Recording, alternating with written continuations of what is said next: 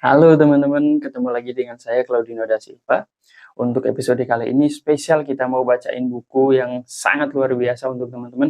Ini spesial kenapa? Karena hari ini kita hadir khusus untuk teman-teman yang nggak suka baca buku, yang nggak bisa berlama-lama dengan buku, yang kalau lihat buku tuh bawaannya langsung ngantuk nih. Tapi penasaran dengan isi dari buku itu. Nah, banyak banget teman-teman yang request buku tentang Atomic Habit ya. Perubahan kecil yang memberikan hasil luar biasa. Bukunya James Clear. Buku ini New York Times bestseller dan juga untuk di Indonesia sendiri sudah terjual lebih dari 100.000 eksemplar.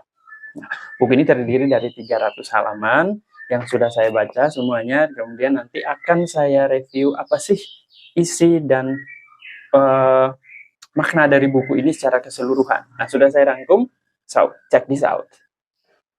Nah, jadi teman-teman, keseluruhan dari buku Atomic Habit ini itu bertumpu pada perubahan 1%. 1% sehari-hari. Perubahan kita dari kebiasaan yang kita lakukan sehari-hari 1% aja setiap harinya selama jangka waktu tertentu, selama 1 tahun, 2 tahun, yang akan akhirnya membuat ini menjadi sebuah habit atau sebuah kebiasaan yang akan kita lakukan secara terus-menerus. Kebiasaan-kebiasaan kecil ini yang nanti akan memberikan dampak yang sangat luar biasa untuk tujuan hidup kita, untuk masa depan kita, termasuk untuk menjadikan kita sebagai pribadi yang lebih baik. 1% satu hari dalam 1 tahun, maka kita akan menjadi 365% lebih baik. Dari 300-an halaman buku Atomic Habit ini, saya menemukan ada 4 prinsip utama dari buku Atomic Habit ini. Yang pertama yaitu make it obvious. Make it obvious, kemudian yang kedua make it attractive, yang ketiga make it easy, dan yang keempat yaitu make it satisfying. Jadi seperti apa? Kita bahas satu persatu ya.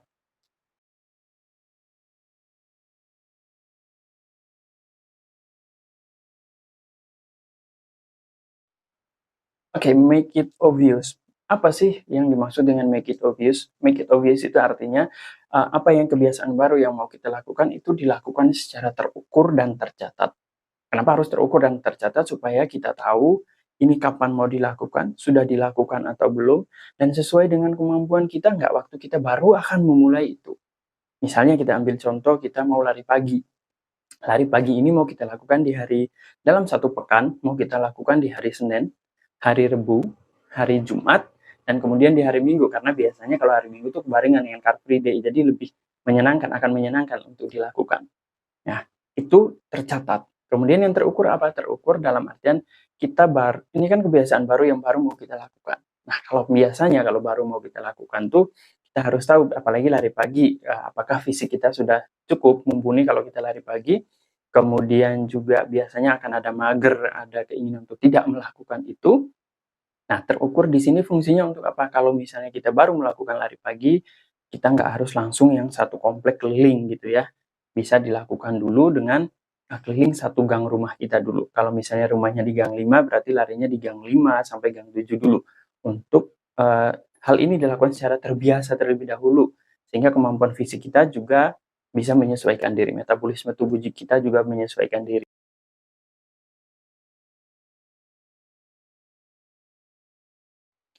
Oke, make it atraktif yang kedua ya. Jadi apa sih make it atraktif itu teman-teman? Make it atraktif itu sederhananya seperti ini. Kita mengkawinkan apa yang kita senang dengan kebiasaan baru yang mau kita bentuk. Jadi kebiasaan yang mau kita lakukan ya itu dikawinkan dengan apa yang kita senang. Supaya apa? Supaya kita enjoy menjalaninya. Supaya kita enjoy ngelakuinnya, kita happy, kita juga menjalannya nggak jadi beban gitu yang mau kita jalankan. Misalnya seperti ini, teman-teman mau lari pagi ya, mau lari pagi itu kemudian lakukanlah dengan sahabat, lakukanlah dengan teman atau misalnya dengan pasangan.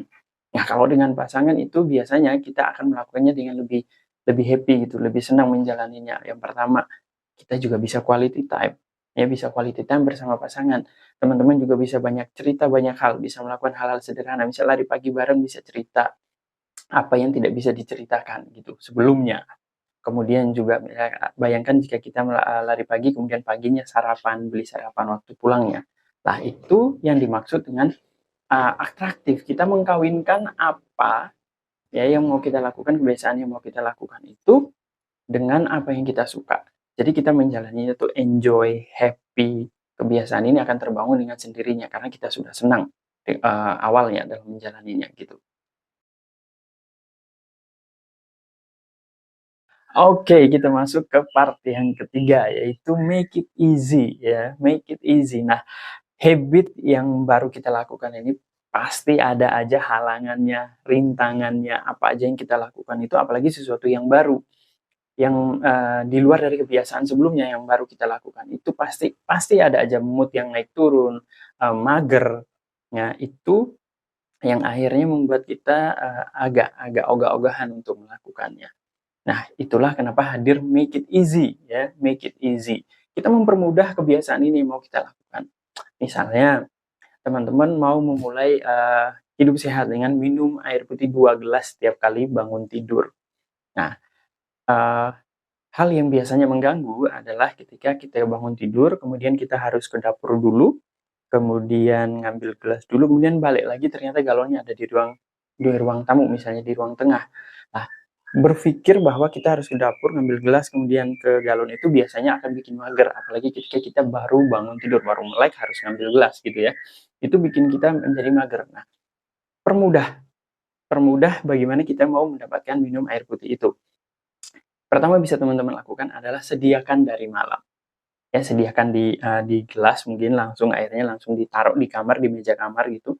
Jadi bangun langsung minum atau, aqua botol yang tanggung, ya minuman yang tanggung itu langsung taruh di kamar. Jadi begitu kita bangun pagi langsung bisa kita minum. Nah, itu kenapa untuk mempermudah apa yang mau kita lakukan itu kita permudah untuk akses ke kebiasaan itu. Misalnya, kita kasih contoh yang lain, kita kasih contoh, teman-teman itu mau lari pagi, olahraga ringan seperti tadi.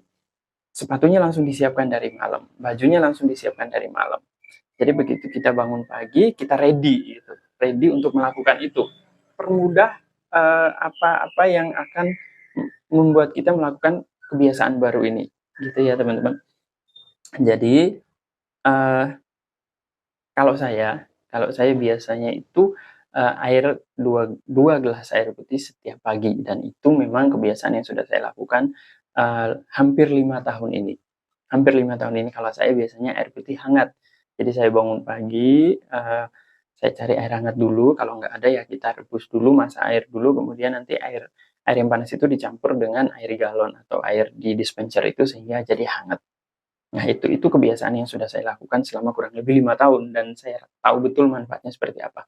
Secara saintifik, ya teman-teman, secara saintifik kalau kita minum air putih saat pagi hari perut masih kosong, itu, metabolisme bisa meningkat hingga 25% saat minum air putih dalam keadaan perut kosong. Jadi metabolismenya lancar ya, kemudian juga, menjadi lebih energik, membantu kita untuk memulai hari itu lebih fresh, lebih energik gitu ya. Itu secara saintifik sudah dibuktikan dan memang, secara fisik saya merasakan kalau kita bangun pagi kemudian minum air putih itu sangat membantu kita untuk beraktivitas.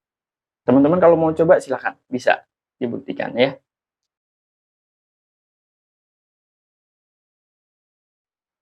Oke teman-teman, kita ada di part keempat, make it satisfying. Jadi, apapun kebiasaan yang sudah kita lakukan, bahkan dalam waktu yang cukup lama, misalnya, kita sudah nge-gym dalam kurun waktu katakanlah 6 bulan, kita sudah lari pagi itu tadi sudah kita lakukan secara rutin, sudah sampai, bulan-bulan tertentu, seberapa konsistennya itu selalu akan ada momen di mana akhirnya kita tidak melakukannya, akhirnya kita bolong atau kita bolos, tidak melakukan itu, eee, baik disengaja maupun enggak ya, baik disengaja maupun tidak, kita akhirnya tidak melakukan kebiasaan yang sudah biasa kita lakukan. Terpaksa harus lembur kerja, terpaksa anak rewel karena tidak bisa ditinggal, kemudian dan lain sebagainya. Nah, setiap dari kita tantangannya itu kan pasti berbeda-beda ya, eee, apa sih yang membuat kita akhirnya tidak melakukan itu pasti berbeda-beda. Teman-teman pasti, menemukan di lapangan seperti ini di kehidupan lingkungan kita adalah, "Aku tuh sering nge-gym dulunya, aku tuh sering dulu tuh lari pagi tuh rutin, aku dulu sering juga minum air putih setiap pagi."